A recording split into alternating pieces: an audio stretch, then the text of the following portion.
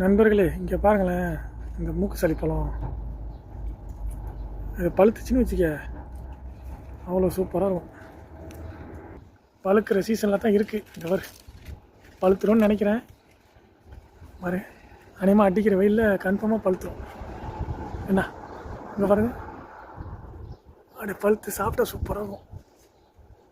என்ன நல்லா டேஸ்ட்டாகவும் இருக்கும் பழம்.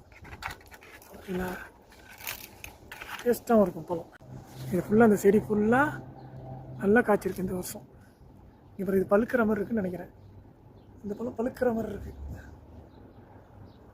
முதல் பழம் நம்ம தான் சாப்பிட்ற மாதிரி இருக்கு. என்ன முதல் பழம் நம்ம தான் தின்னு பார்ப்போம்.